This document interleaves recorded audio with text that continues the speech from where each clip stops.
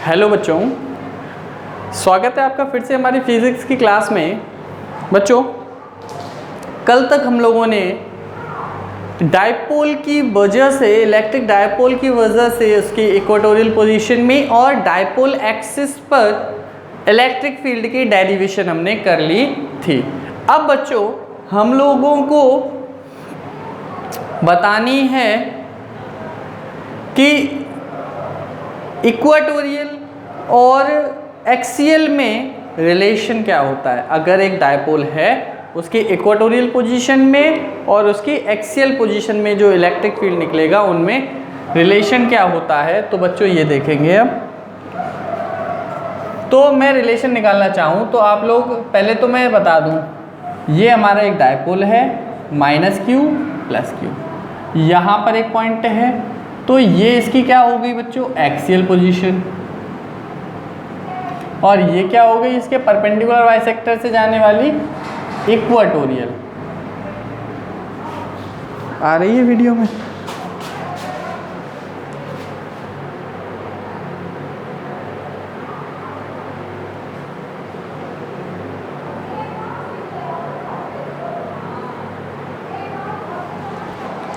बच्चों, ये हो गई हमारी एक्सियल पोजीशन और ये हो गई हमारी इक्वेटोरियल पोजीशन। अब मैं कहूँ इन दोनों में जो निकालूंगा उनमें रिलेशन क्या होता है, तो आप बताइए। ई एक्सियल, बच्चों ई एक्सियल हमारी क्या आई थी, 1/4πε0 2p/r³। ई एक्सियल हमारी आई थी 1/4πε0 2p/r³। और इक्वेटोरियल वाली हमारी आई थी ई इक्वेटोरियल, ये आई थी बच्चों 1/4πε0 p/r³। सही। अब देखो ज़रा ध्यान से, अगर मैं ई एक्सियल वाली को थोड़ा इस टाइप से लिखूँ 1/4πε0 p/r³ इंटू 2 लिख दूँ, बताओ कोई प्रॉब्लम तो नहीं है। देखो 2 इंटू करके वापस यही बन जाएगा, तो ये वैल्यू काय की बनी जाके ई इक्वेटोरियल की बन गई। तो ई एक्सियल हमारी क्या आ जाएगी, ई इक्वेटोरियल इंटू 2। तो जो एक्सियल पे अगर मैं निकालना चाहूँ तो वो इक्वेटोरियल वाले की कैसी हो जाएगी बच्चों, डबल हो जाएगी। नॉर्मल सी बात है। और अगर मैं कहूँ मेरे पास ई एक्सियल है और मुझे निकालनी है ई इक्वेटोरियल, तो क्या कर दूंगा, हाफ कर दूंगा। तो आप ऐसे समझिए कि इन दोनों में रेशियो क्या है, इक्वेटोरियल वाले को इधर ले आओ, ए एक्सियल और ई इक्वेटोरियल, ये हमारा क्या बन जाएगा, एक्सियल वाली बड़ी है, इक्वेटोरियल वाली बच्चों उसकी हाफ है। तो एक्सियल वाली अगर 2 है तो इक्वेटोरियल वाली क्या बन जाएगी, 1। तो इनमें रेशियो क्या हो जाएगा, a axial a e equatorial equals to हमारा आया 2:1। ये कॉन्सेप्ट हमारा आ जाता है तो आप लोग समझ लिए, न्यूमेरिकल में भी यूज़ कर लेंगे। आपको याद कैसे रखना है कि भाई एक्सियल वाली ज़्यादा है, इक्वेटोरियल वाली कम है। सॉरी। तो इक्वेटोरियल वाली क्या हो जाएगी, एक्सियल वाले की हाफ हो जाएगी। ठीक है, चलिए एक क्वेश्चन लेते हैं, अब इस पर बेस्ड न्यूमेरिकल्स करेंगे। ठीक, कॉन्सेप्ट तो मैंने कल सारे बता दिए थे, आज इन पर बेस्ड न्यूमेरिकल्स करेंगे। चलिए देखते हैं। एक question, 2 charges ±10 microcoulomb, 2 charges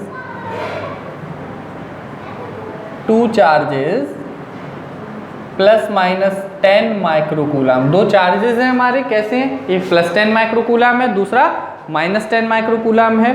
are placed 5 millimetre apart, are placed 5 millimetre apart, एक दूसरे से कितनी दूर रखे हुए हैं, 5 मिलीमीटर दूर रखे हुए हैं। ठीक। Determine the electric field at, 2 question हैं।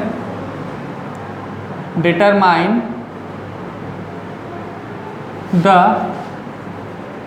Electric field at, number 1, electric field हमें बताना है कहाँ कहाँ पर, at the point P on the axis of the dipole, at point P on the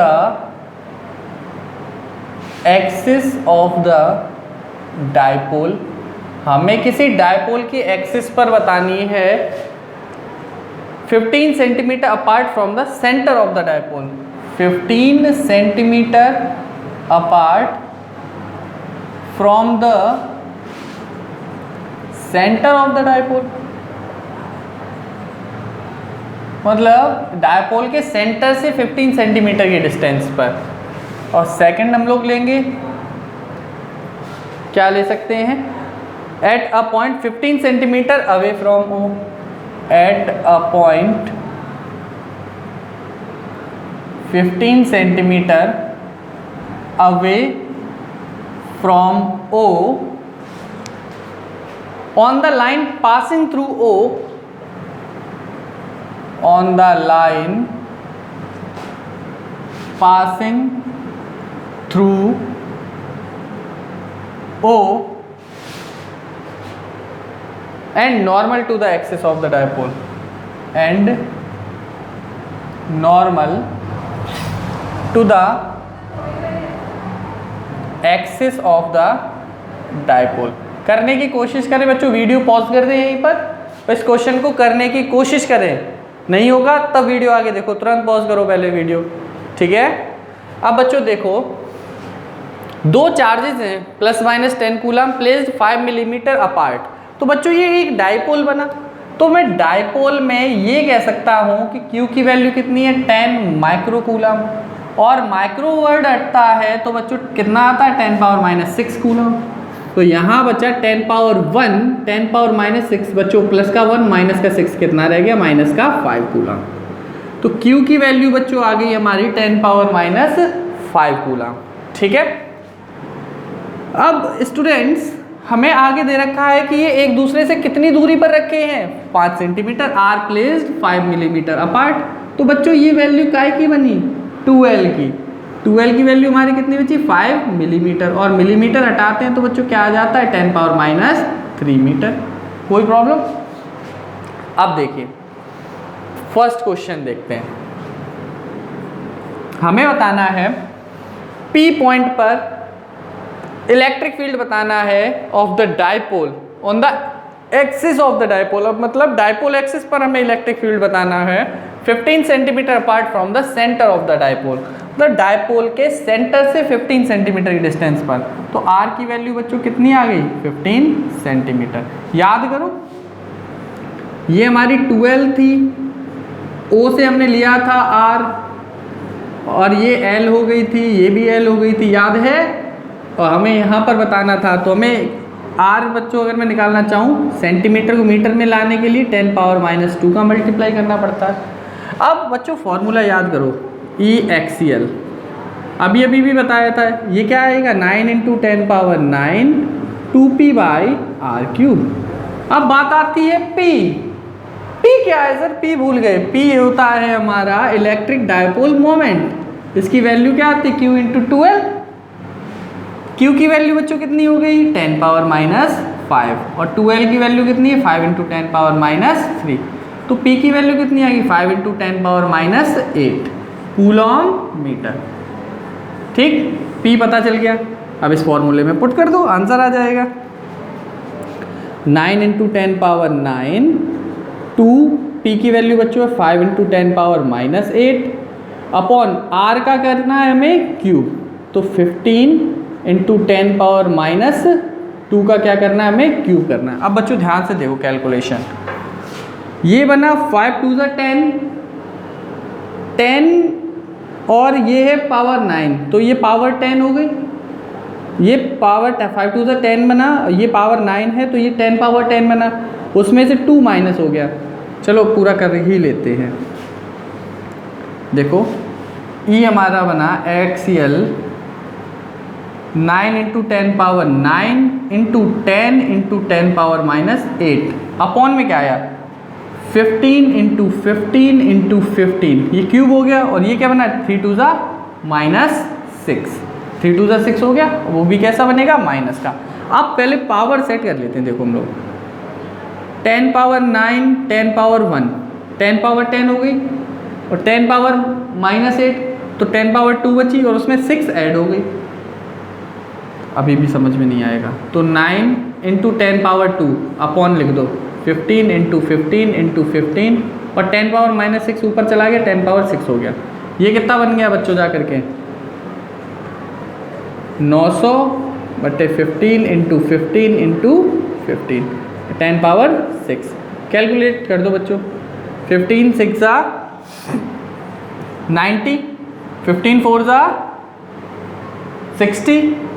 तो ये हमारा ई आया, ई एक्सीएल हमारा आ गया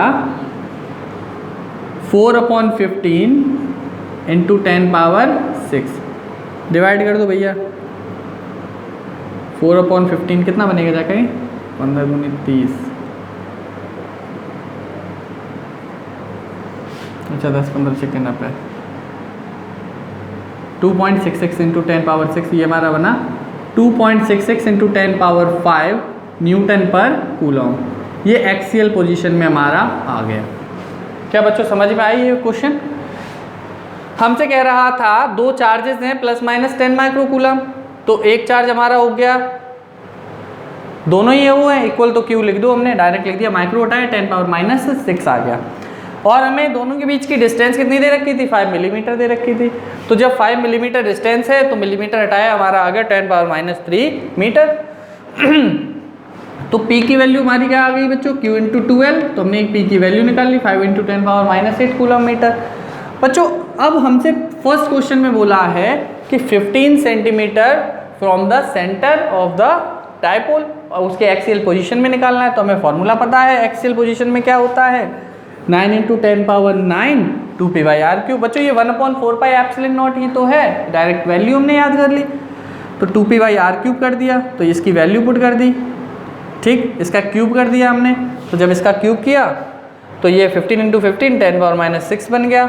अब ये 10 पावर 10 और 10 पावर -8 तो 10 पावर 2 बन गया, 900 बना, 15 15 15 कैलकुलेट कर लिया, हमारा आंसर आ गया। अब बच्चों देखो नेक्स्ट क्वेश्चन में क्या कह रहा है कि अब की बार भी 15 सेंटीमीटर अवे ही बताना है, और कहाँ पर बताना है on the normal to the axis of the dipole, और सेंटर से वो पास हो रही है। तो इसका मतलब हमें किस पोजीशन में बताना है इक्वेटोरियल पोजीशन में बताना है। और बच्चों हमने अभी थोड़ी देर पहले ही पढ़ा था, अगर हमें एक्सियल पोजीशन में पता हो इक्वेटोरियल पोजीशन में बताना है तो क्या करते हैं एक्सियल वाले का हाफ कर देंगे।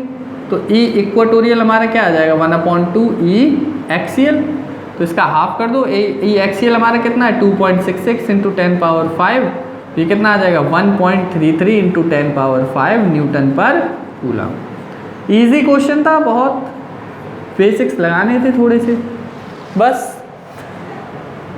स्क्रीनशॉट ले लीजिए। बहुत अच्छा क्वेश्चन है, सारा कुछ रिवाइज भी हो गया इसमें। बच्चों सुनो अब मेरी एक बात ध्यान से, मैंने सबसे पहले डायरेक्टली ये फॉर्मूला नहीं बताया था, मैंने एक दूसरा फॉर्मूला बताया था एक्सियल के लिए भी और इक्वेटोरियल के लिए भी। फिर मैंने कहा था अगर आर हमारी एल से बहुत बड़ी है तब हम डायरेक्ट फॉर्मूला अप्लाई करेंगे, है ना। तो स्टूडेंट्स थोड़ा सा एक बार ध्यान से समझेंगे कि ये डायरेक्ट फॉर्मूला अप्लाई कैसे हुआ। यहाँ पर देखो मिलीमीटर में था, 5 मिलीमीटर बहुत छोटा सा हो गया, और डिस्टेंस हमारी कितनी थी 15 सेंटीमीटर। 15 सेंटीमीटर एक स्केल होता है 6 इंच वाला, उसमें 5 मिलीमीटर उसके कंपैरिजन में बहुत बड़ी डिस्टेंस है, तो इसलिए हमने आराम से लगा दिया ये फॉर्मूला। अगर ये डिस्टेंस कंपेरेबल नहीं होती, कंपेरेबल होती मतलब ज़्यादा नहीं, ये मान लो दे रखी होती 2 सेंटीमीटर और ये होती 10 सेंटीमीटर, तो ज़्यादा अंतर नहीं है, तब हम डायरेक्ट फॉर्मूला अप्लाई नहीं कर पाते। ठीक करने के लिए हम कर देते, काटेगा भी नहीं कोई, लेकिन एग्जैक्ट वैल्यू उसकी नहीं आती है। ठीक, तो उस पर बेस्ड एक क्वेश्चन लेते हैं। इसको स्क्रीनशॉट तो ले लिया होगा, हटा देता हूँ मैं।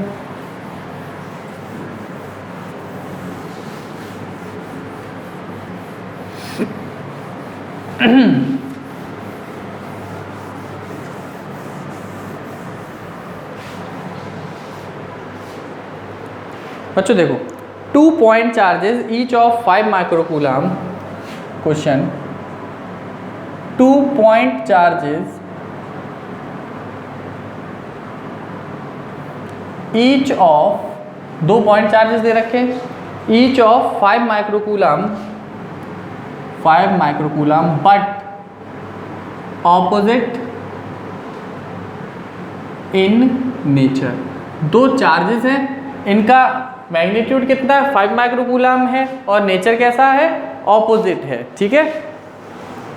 Are placed 4 centimetre apart, are placed 4 centimetre apart, एक दूसरे से कितनी दूरी पर रखे हुए हैं, 4 सेंटीमीटर की डिस्टेंस पर रखे हुए हैं।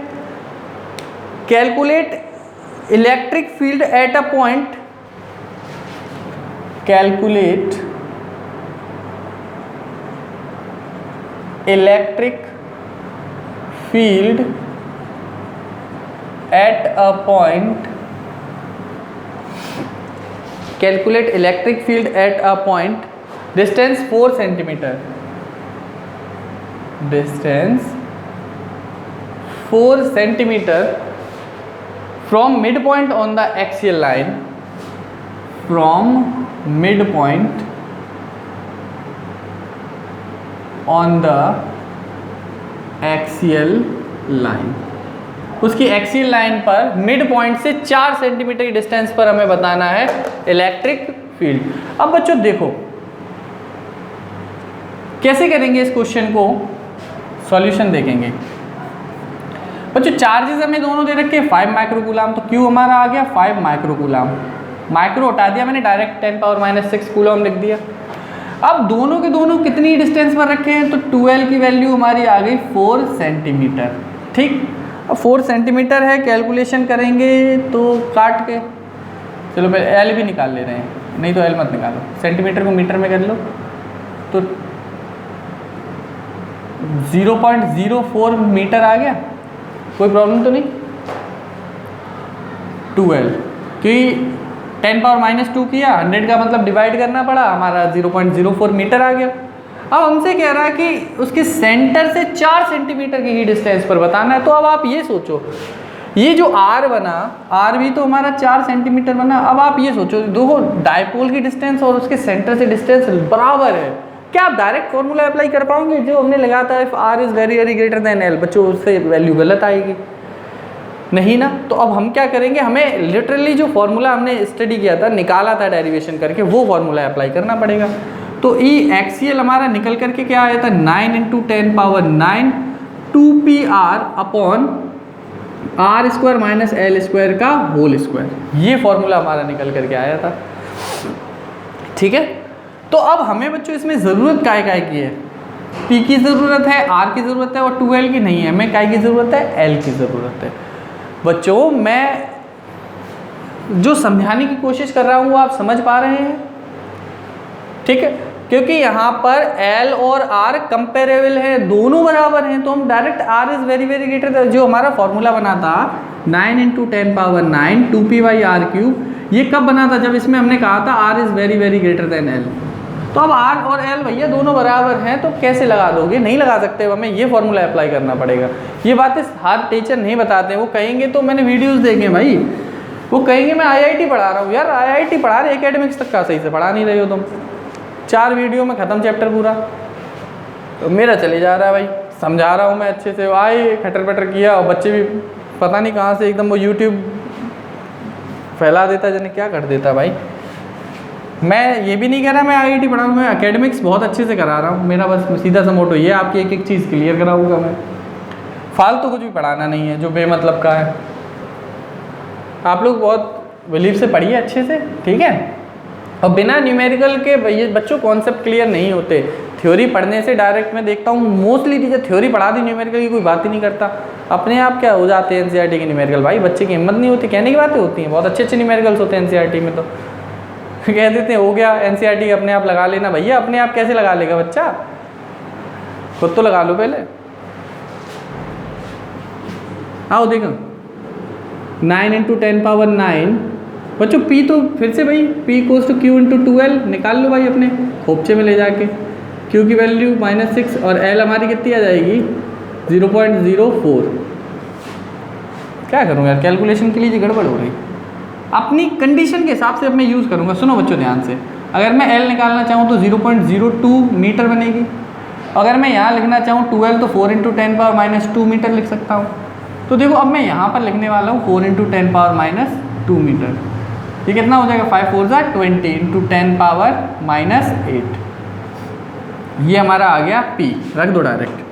2 into p 20 into 10 power minus 8। R की वैल्यू बच्चों कितनी है 4 सेंटीमीटर, इसको भी चेंज कर लो 4 इंटू 10 पावर माइनस 2 मीटर। तो ये बना 4 इंटू 10 पावर माइनस 2 मीटर। अब बच्चों इसको थोड़ा सा कैलकुलेशन करने में हमें प्रॉब्लम हो सकती है, ध्यान से समझना।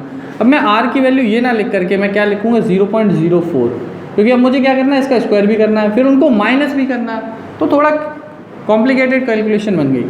एल की वैल्यू अब मैं क्या लिखूँगा 0.02 लिख दो, उसका भी क्या करना है स्क्वायर, और फिर पूरे का भी क्या करना है स्क्वायर। अब कैलकुलेशन देखते हैं अपनी। 9 2 ज़ा 18, 18 8 ज़ा 4 2 ज़ा 8, ऐसे लिखो, देखो 9 2 ज़ा 18 और 4 2 ज़ा 8। पावर देखते हैं कितनी बनी, 10 पावर माइनस 8 और 10 पावर माइनस 2, 10 पावर माइनस 10 हो गई, और 0 ये 10 ये 9 ये, तो 10 पावर 10 इंटू 10 पावर माइनस 10 बन गई। कोई प्रॉब्लम नहीं, खत्म हो गई कहानी।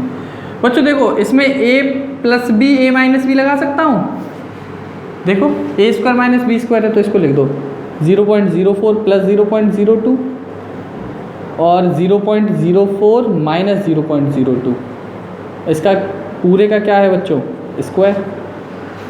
ये तो कैंसिल हो गई पावर। तो ई हमारा देखो कितना बनेगा जा करके 18 8 कितने होते हैं, नहीं तो कैलकुलेट मतलब कैंसिल कर मत करो, ऐसे लेकर रहने दो क्योंकि आसान हो जाएगा। 0.02 0.04 0.06 इंटू ये क्या बना 0.02, और इनका भी करना है हमें स्क्वायर, तो 2 बार और लिख दो 0.06 इंटू 0.02। आप देखो बच्चों मैंने इनको ऐड किया, एक बार लिखा, फिर उसका भी क्या होना है स्क्वायर, तो मैंने इनको 2 बार लिख दिया। ठीक है बच्चों, अब पॉइंट हटाए 2 4 6 8, तो 10 पावर 8 हो गई ऊपर, सारे पॉइंट हटा दो। अब कैलकुलेट कर लो भाई, 6 3 ज़ा 18, 3 2 ज़ा 6, और देखो 2 2 2 सब कैंसिल हो गया, 2 2 8 हो गया, 8 भी कैंसिल, तो ये हमारा आ गया 10 पावर 8 न्यूटन पर कूलम। ये क्वेश्चन हमारा था। आंसर चेक करें, सही है क्या? बिल्कुल सही है आंसर। आई थिंक एनसीईआरटी का ही क्वेश्चन भी था ये।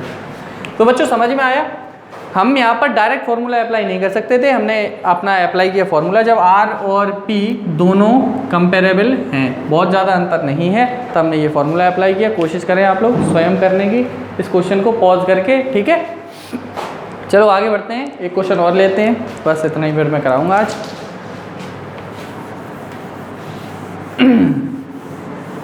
और देखो भाई फालतू बातें मैं नहीं करने आता, मुझे कोई मतलब नहीं है यार, क्या मतलब है बेवकूफ़ी वाली हो गया, IIT यार 4 वीडियो बना देते हो चैप्टर की, IIT हो गया, हवा में IIT हो गया। क्वेश्चन कराने नहीं न्यूमेरिकल्स कुछ भी NCERT तक के कराते नहीं, IIT निकल जाएगा। पढ़ो ध्यान से भाई, शांति से। एक क्वेश्चन और करेंगे बस। A system has 2 charges QA and QB। A system has 2 charges QA QA कितना दे रखा है 2.5 into 10 power minus 7 coulomb, and QB minus 2.5 into 10 power minus 7 coulomb. 2 point charges दे रखे हैं भाई, पक्की बात है क्या बनना होगा यहाँ पर, इलेक्ट्रिक डाइपोल बन रहा होगा, दोनों ऑपोजिट चार्जेस है इक्वल मैग्नीट्यूड के, located at points A and B, located at points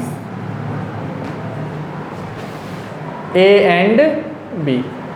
ये हमारे 2 पॉइंट्स A और B पर लोकेटेड है। अब हमसे क्या कह रहा है, A हमें दे रखी है वैल्यू 0,0, माइनस 15 सेंटीमीटर, और B दे रखा है हमें 0,0, 15 सेंटीमीटर। अब ये क्वेश्चन थोड़ा अलग हो गया, कोऑर्डिनेट्स दे दिए, 3D ज्योमेट्री में अभी ये पहुंच गया क्वेश्चन, ठीक। अब हमसे कह रहा है respectively what is the total charge, what is the total charge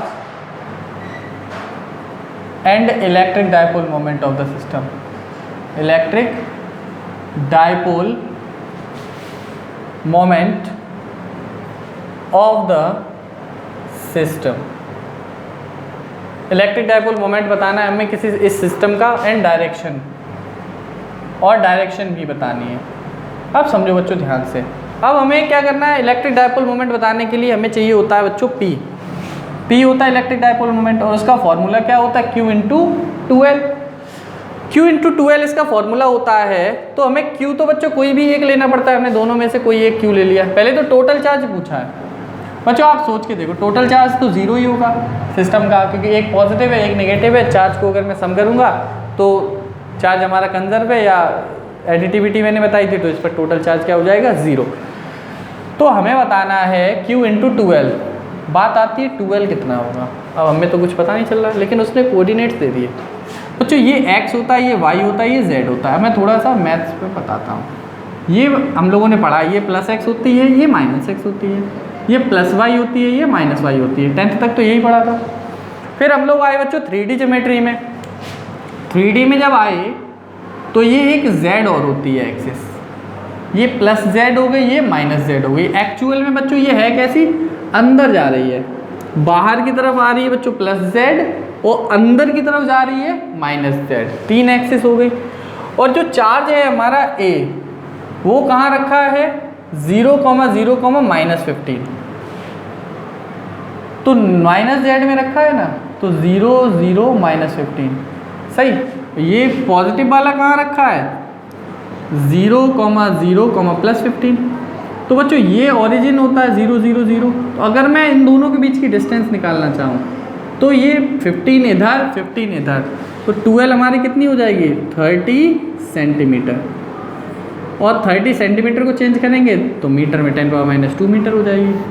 अगर मैं कहूँ डायरेक्शन क्या होगी, तो आपको पता है इलेक्ट्रिक डायपोल मोमेंट की डायरेक्शन होती है फ्रॉम नेगेटिव टू पॉजिटिव। तो ये नेगेटिव एक्स से कहाँ आ रहा है इलेक्ट्रिक डायपोल मोमेंट, सोचो अंदर की तरफ से लेकर के बाहर आ रहा है, तो बाहर हमारी क्या होगी, पॉजिटिव z एक्सिस। तो डायपोल मोमेंट की डायरेक्शन हमारी क्या हो जाएगी, चलो अभी पहले वैल्यू निकाल लो कि 2.5 × 10⁻⁷ और 2L की वैल्यू है 30 × 10⁻²। तो इनका मल्टीप्लाई कर दियो, जैसे बचा 7.5 इंटू, देखो इन दोनों का मल्टीप्लाई किया, 3 का केवल किया है 7.5 बना, 10⁻⁷ 10⁻², 10⁻⁹ बना, और एक जीरो ये रहा, तो 10⁻⁸ कूलॉम मीटर। और बच्चों इसकी डायरेक्शन क्या हो जाएगी, पॉजिटिव z एक्सिस। क्या बात समझ में आई यहाँ तक? एक बार फिर से देखेंगे कि लोकेशन हमने देखनी थी, A दे रखा है उसने -15 पर। बच्चों x, y और z अंदर की तरफ जाएगा, तो A हमारा अंदर की तरफ -15 पर है और B हमारा बाहर है। तो एक प्लस बाहर 15 है, दूसरा -15 पर है, तो दोनों के बीच की डिस्टेंस होगी हमारी 30 सेंटीमीटर। 30 सेंटीमीटर डिस्टेंस होगी तो हमने उसको मीटर में चेंज कर लिया। और माइनस से प्लस की वाले की तरफ होता है, क्योंकि एक सेकेंड कुछ गड़बड़ लिखा दिया क्या, ए हमारा यहाँ है और ये हमारा कैसा चार्ज है, पॉजिटिव। बी हमारा नेगेटिव है, और सॉरी, तो फिर बच्चों नेगेटिव चार्ज से पॉजिटिव चार्ज की तरफ होती है, फ्रॉम नेगेटिव टू पॉजिटिव, तो -z एक्सिस हो जाएगी यहाँ पर। देखो नेगेटिव चार्ज से पॉजिटिव चार्ज की तरफ होती है ना डायरेक्शन इलेक्ट्रिक डायपोल मोमेंट की, तो अंदर की तरफ हो जाएगी -z एक्सिस। ठीक है, तो बच्चों आज के लिए हम इतना ही रखते हैं। ठीक, और न्यूमेरिकल्स अच्छे से लगाना, देखो भाई अच्छे से पढ़ो, और अगर आपको अच्छा लग रहा है तो लाइक वगैरह कर दो, शेयर भी कर दिया करो कभी कभार अच्छा लगे तो। अब तो कमेंट भी नहीं करते भाई, अच्छे बच्चे हमारे कमेंट करना नहीं बंद कर रहे हैं। चलो कोई बात नहीं, थैंक यू वेरी मच, रखते हैं।